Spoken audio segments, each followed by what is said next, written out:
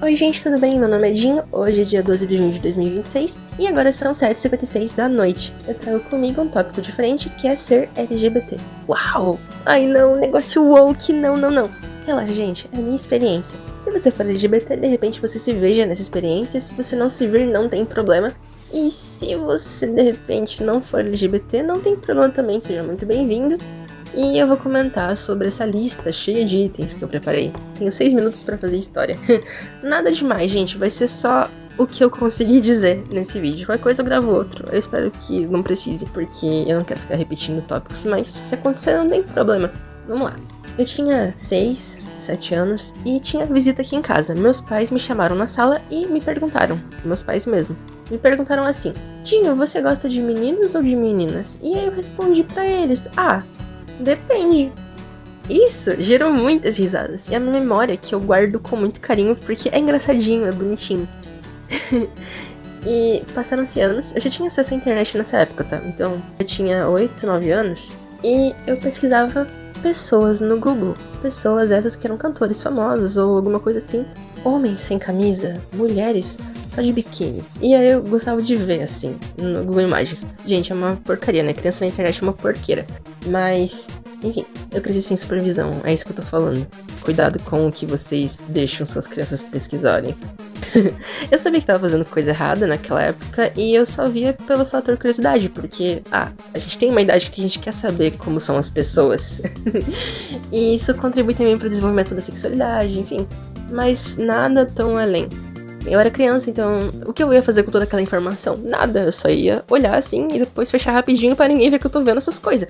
E aí no 5º ano, eu tava prestes a trocar de escola, né, pra ir pro 6º. Mas no 5º eles fizeram um bailinho pra gente no fim do ano pra despedir da gente. A gente tinha música alta, tinha comida de graça na escola. E eu fui lá pro fundo da escola com um amigo, porque tava muito alta a música, eu não tava gostando não. E a gente ficou conversando lá, música abafada, deu pra conversar direitinho. A gente foi falando sobre vários temas e conversamos inclusive sobre o LGBT. A gente via na mídia, péssimas retratações do LGBT, tudo muito estereotipado e assim vai. Ainda é assim em alguns pontos, né? Mas, enfim, a gente sabe que tem que combater isso em algum momento. Ótimo! Eu descobri que então era uma coisa, ok, existe e tá tudo certo, eu posso. No 6º ano seguinte, nos primeiros dias de aula, eu me encantei por um colega. Olhava pra ele e achava, nossa, ele é muito bonito. Só que, assim, depois de 2 semanas eu achei ele nojento, mas ainda assim, foi uma experiência interessante nessas 2 semanas no máximo. Porque comecei a olhar pra ele de um jeito diferente do que eu vi os outros. Foi a primeira vez que isso aconteceu comigo. E eu não sabia deglutir esse sentimento, porque assim, não por, sei lá, homofobia ou coisa do tipo, mas porque é estranho. Acho que pra todo mundo é meio estranho você olhar pras pessoas e olhar pra elas de jeito diferente, independente da sua sexualidade. Daí teve o meu desenvolvimento no 7º, 8º, 9º ano, eu tava olhando pras pessoas, achando elas muito bonitas. E me obcecando por elas, é claro. Mas aí, eu também tava me descobrindo como não binário. A partir do 7º ano, eu comecei a pensar nessa questão do não binário. Claro que não tinha esse nome, eu não conhecia os termos. Eu só tinha, assim, toda a descrição. E hoje eu me entendo como não binário, não sei se vocês sabem. Mas enfim, aí no 9º ano, eu contei pro meu colega, assim, a gente era muito próximo. Eu não gosto de mulher, eu falei assim pra ele, a gente tá numa conversa sobre ficar com as pessoas e tal. E aí ele ficou, caramba, sério? Daí a gente foi conversando, ele foi muito positivo quanto a isso. E anos depois ele inclusive falou pra mim que é bi, então tipo, tá aí, né? Eu tive uma nova personalidade no 1º ano do ensino médio e eu ficava flertando com todo mundo. Todos os garotos possíveis eu flertava porque era engraçado. E no 2º ano eu tive meu primeiro namoro e foi uma experiência muito interessante, porque eu nunca achei que faria isso, né? De namorar. Porque eu nunca tive tanto interesse assim, sendo bem sincero. Mas também há controvérsia, já falei muito disso no canal sobre meu namoro. Foi muito interessante ter feito isso, porque novas experiências, né? Daí eu tive mais contato com a comunidade LGBT e assim vai. Assim que eu saí do ensino médio, entrei na faculdade.